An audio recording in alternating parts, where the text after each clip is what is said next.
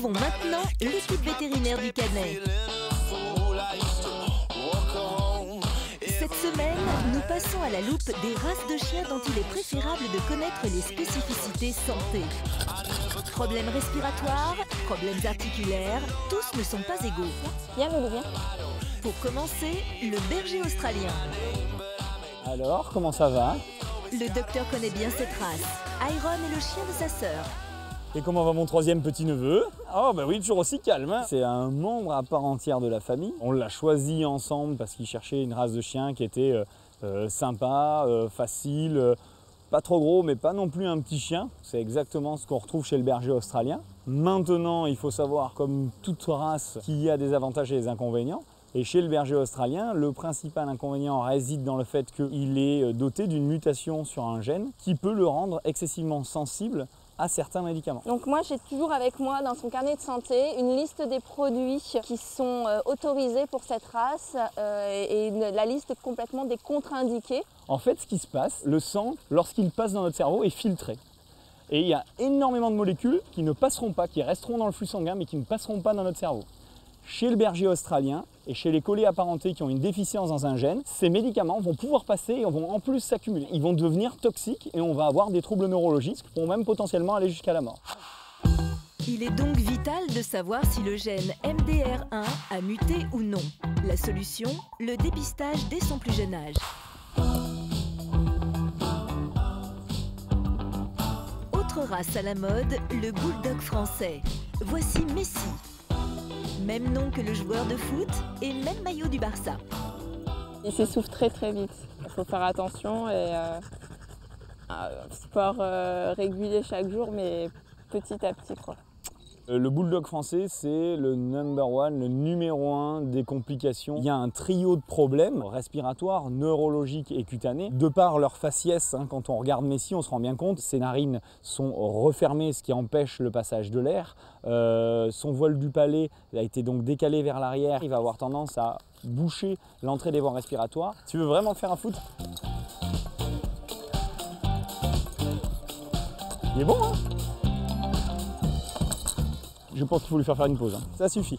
Lui ne se rend pas compte de ses limites, il est très excité, il respire une fois sur deux parce qu'il a la gueule collée sur le ballon, c'est son corps entier qui est en train de trinquer, et au moment où il va s'arrêter, souvent c'est un peu trop tard.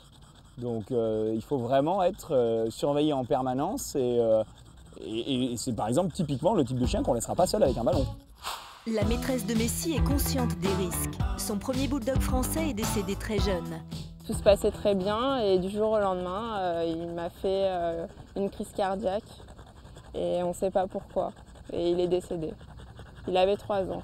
Reprendre le même type de race, ça devait être un petit peu compliqué, quoi. J'avais pas envie et au final, on s'y attache et puis quand je l'ai vu, j'ai craqué. On peut craquer, il n'y a pas de souci. Maintenant, il faut être bien au courant, il faut en parler avec son vétérinaire, il faut se renseigner avant pour les assurances. Il faut être sûr qu'on est capable de gérer toutes ces situations. Moi, mes clients qui sont possesseurs de petits bulldogs, je les vois assez fréquemment et pas seulement pour les vaccins. Bon, c'est bien en même temps. Mais moi, ça me fait plaisir, je suis toujours content de les voir. Je suis tellement content, regarde, je viens au foot avec eux.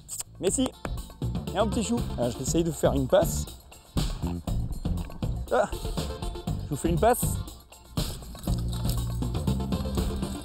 But! Poteau rentrant en plus. Allez mon petit chou, c'est fini. Bravo. Bien, on va à la fraîche.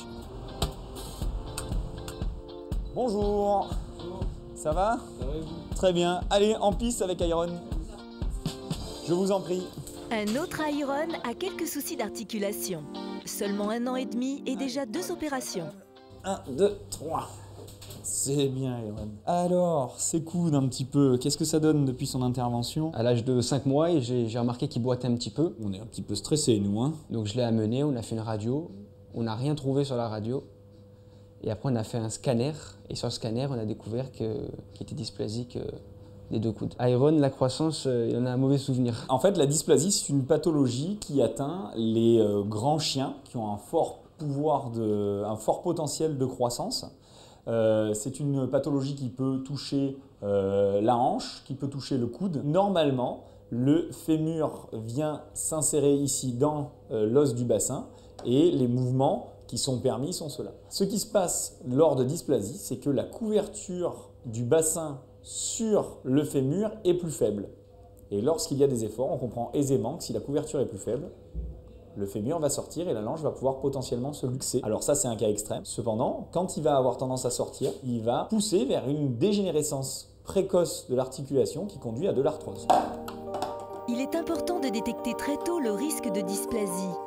Une opération sur un chiot de 5 mois est moins lourde qu'à l'âge adulte.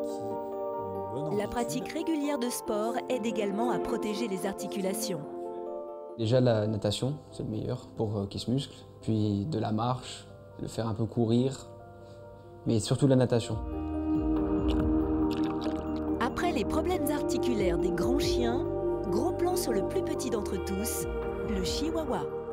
Bonjour. Alors, une petite balade avec Gucci? Bah oui, comme tous les matins. Ah ben c'est bien, c'est bien, c'est bien. Salut ma belle. Le fait qu'il soit très petit comme ça va avoir pas mal de conséquences sur son physique. C'est-à-dire que c'est des animaux qui vont avoir tendance, au niveau de leur rotule, à avoir une instabilité. La rotule va pouvoir se luxer assez facilement. La fontanelle va avoir également énormément de mal à se suturer. C'est la jonction entre les os du crâne. Elle va se fixer et le crâne va devenir solide et il va former ce casque qui protège notre cerveau. Le souci qu'on va avoir chez le chihuahua, c'est que cette fontanelle, elle va avoir du mal à se fixer et donc ça rend ces animaux-là assez fragiles tout au long de leur vie. Alors moi j'ai eu un petit coup difficile avec elle. Elle était dans mes bras et comme elle est toute excitée parce que c'est une petite faux folle, elle a sauté de mes bras et elle s'est cassé la patte. Donc c'est la patte droite qui a été vraiment cassée en deux. Donc on a mis des broches pour ressouder les os. Tout s'est bien passé et aujourd'hui elle court comme une petite faux folle. Mais c'est vrai que du coup ils sont assez fragiles au niveau des pattes parce que c'est comme des petits os de poulet. Une fois ses os consolidés, la petite chienne peut de nouveau profiter de la plage et repousser les assauts de ce prétendant qui se plie en 4 pour lui plaire. L'occasion de parler du charpais. Tous ces plis, c'est lié à une spécificité de l'espèce, c'est un œdème qu'il y a sous la peau, qui fait qu'il y a trop de peau. Et alors ces plis provoquent des frottements les uns contre les autres, ça va favoriser les irritations de la peau. Donc c'est un chien dont il faudra vraiment entretenir la peau, nettoyer bien les plis. Et donc en fait, ça en fait un chien très fragile d'un point de vue cutané qui demande beaucoup de soins. Dès qu'on prend une race, forcément, il y a des soucis de santé derrière. Donc au final, j'aurais pris un autre chien, il aurait peut-être eu d'autres soucis, donc c'est pas grave, ça me dérange pas. Ce qu'il faut retenir, c'est que dès lors où l'homme a commencé à sélectionner, que ce soit pour le côté intellectuel chez le chien de berger, que ce soit pour le côté physique sur le chien de garde ou esthétique chez nos petits compagnons, on n'a pas fait que sélectionner des qualités, on a aussi sélectionné des défauts. Moralité, quand on veut adopter un chien, il faut vraiment bien se renseigner avant, il ne faut pas hésiter à en parler avec son vétérinaire, il ne faut pas hésiter à en parler avec des éleveurs, avec des gens qui en possèdent déjà. Et puis je crois qu'il ne faut pas oublier qu'il y a plein de chiens dans les chenils qui sont prêts à être adoptés et qui n'ont pas de caractéristiques physiques particulières et du coup moins de défauts particuliers. Retrouvez tous ces conseils sur notre site internet. Très prochainement, ce seront des races de chats que l'équipe vétérinaire passera en revue.